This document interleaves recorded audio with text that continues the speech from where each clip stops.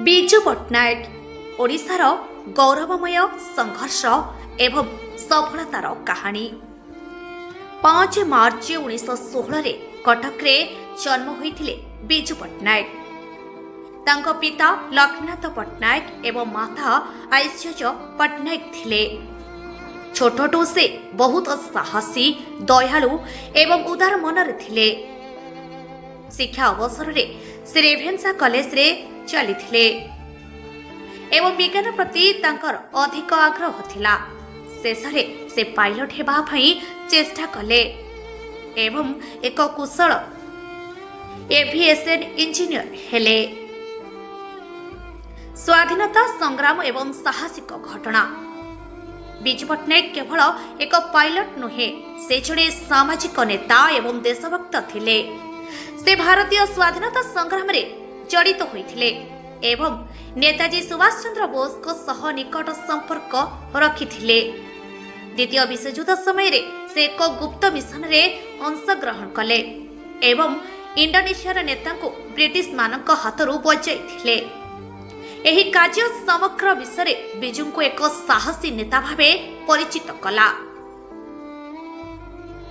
ରାଜନୈତିକ ଜୀବନ ଏବଂ ଓଡ଼ିଶାର ବିକାଶ।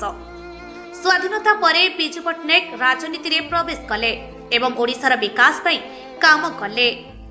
ସେ 1961ରେ ପ୍ରଥମ ଥର ମୁଖ୍ୟମନ୍ତ୍ରୀ ହେଲେ ଏବଂ ରାଜ୍ୟର ଅନେକ ଉନ୍ନତିକାରୀ କାମ କଲେ। ତାଙ୍କ ଶାସନ କାଳରେ ରାଉରକେଲା ଷ୍ଟିଲ୍ ପ୍ଲାଣ୍ଟ, ପାରାଦୀପ ବନ୍ଦର ଏବଂ ଅନେକ ଅଠା କାରଖାନା ଉଦ୍ଘାଟିତ ହୋଇଥିଲା।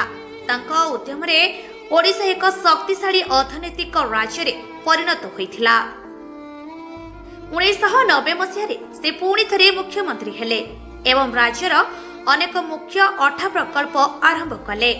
ତାଙ୍କ ରାଜନୈତିକ ନେତୃତ୍ୱ ଓଡ଼ିଶାର ଜନସାଧାରଣ ପାଇଁ ବହୁତ ଲାଭଦାୟୀ ହୋଇଥିଲା।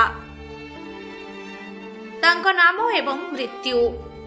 17 ଏପ୍ରିଲ 1997ରେ ବିଜୁ ପଟ୍ଟନାୟକ ନିଧନ ହୋଇଥିଲେ, କିନ୍ତୁ ତାଙ୍କ ନାମ ଏବଂ ଉପଲବ୍ଧି ଗୁଡ଼ିକ ଓଡ଼ିଶାର ଇତିହାସରେ ଅମର ରହିଛି। ତାଙ୍କ ପୁଅ ନବୀନ ପଟ୍ଟନାୟକ ଏବଂ ଓଡ଼ିଶାର ମୁଖ୍ୟମନ୍ତ୍ରୀ ଏବଂ ତାଙ୍କ ପିତାଙ୍କ ସ୍ୱପ୍ନକୁ ଆଗେଇ ନେଉଛନ୍ତି।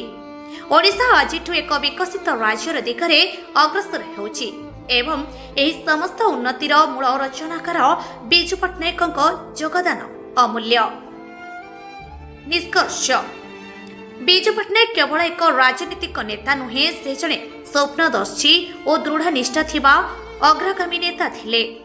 ଏମିତି ଏକ ବ୍ୟକ୍ତିତ୍ୱ ଓଡ଼ିଶାରେ କଦାପି ଭୁଲିଯିବା ଯୋଗ୍ୟ ନୁହେଁ। ତାଙ୍କ ସ୍ମୃତି ଏବଂ ଉପଲବ୍ଧି ଗୁଡ଼ିକ ଆଜି ମଧ୍ୟ ଓଡ଼ିଆ ଲୋକମାନଙ୍କ ମନରେ ଜୀବନ୍ତ ରହିଛି।